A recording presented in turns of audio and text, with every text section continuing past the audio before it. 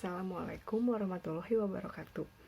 Kami dari kelompok 5 akan memaparkan hasil diskusi kelompok kami. Di sini anggotanya ada saya sendiri Putri Agustina, Esther Stefani, dan Gilang Darmawan. Zat yang aktif yang didapatkan oleh kelompok kami yaitu ada doksisiklin hidroklorida. Di sini sifat doksisiklin hidroklorida tersebut yaitu mudah larut dalam air, mempunyai pH asam yaitu antara 2-3, stabilitasnya bersifat higroskopis, dan kegunaan dalam formula ini sebagai antibiotik. Di sini kami menetapkan dosisnya yaitu 10 mg per mili. Mengapa? Karena untuk sediaan injeksi intravena pada orang dewasa, pemakaian pertama itu diberikan sebanyak 200 mg dan pemakaian selanjutnya yaitu 100-200 mg. Kemudian untuk anak-anak di atas 8 tahun dengan berat badan 45 kg diberikan pada pemakaian pertama itu sebanyak 4,4 mg per kilogram, dan pemakaian selanjutnya yaitu diberikan 2,2 sampai 4,4 mg per kilogram. Zat tambahan yang kami gunakan yaitu ada NaOH, NaCl, dan Aqua Pro Injection. Di sini kegunaan NaOH adalah sebagai alkalizing agent atau buffering agent, atau bisa disebut sebagai penstabil pH. NaCl adalah larutan yang membuat menjadi isotonis, dan Aqua Pro Injection sebagai zat pembawa atau pelarut.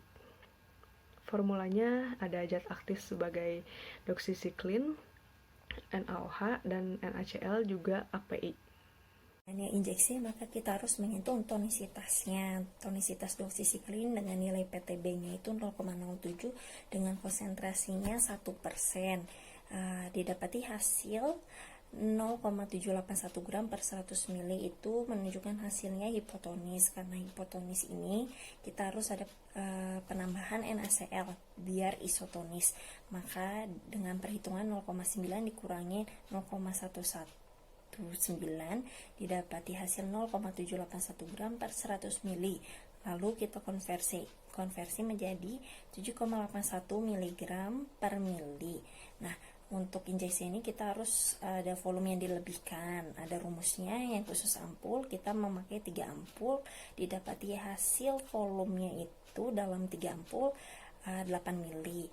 Nah, penimbangan bahannya ini jadi doksisiklinnya 80 mg, NaOH-nya secukupnya, NaCl-nya 62,48 mg, dan Aqua Pro injeksinya 8 mili. Nah, prosedurnya ini semua bahan ditimbang terlebih dahulu, kemudian doksisiklin dan NaCl dilarutkan dalam sebagian Aqua Pro injeksi, aduk hingga larut, kemudian dicek pH-nya, lalu ditambahkan NaOH untuk stabil pH-nya. Bila pH-nya udah masuk rentang, kemudian ditambahkan sisa Aqua Pro injeksinya 8 mili. Setelah itu disaring menggunakan kertas saring, lalu larutan doksisiklin ini dimasukkan ke dalam ampul melalui siring dan membran filter. Setelah itu dilakukan pengepasan dan didinginkan, kemudian dilakukan sterilisasi akhir dan evaluasi. Selanjutnya, saya akan menjelaskan evaluasi sediaan.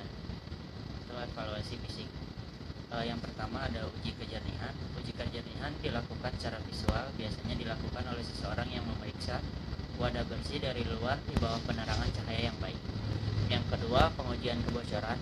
Wadah diletakkan dengan posisi terbalik, kemudian diamati apakah isi ampul tetap atau berkurang. Yang ketiga, penampilan fisik wadah. Diamati pada sediaan wadah yang telah dibuat apakah bentuk ampul sesuai atau tidak. Yang keempat, keseragaman volume. Diletakkan pada permukaan yang rata secara sejajar, lalu dilihat keseragaman volume yang secara visual. Selanjutnya ada lampiran yang berisikan kemasan sekunder, label, dan brosur. Sekian presentasi dari kelompok 5. Assalamualaikum warahmatullahi wabarakatuh.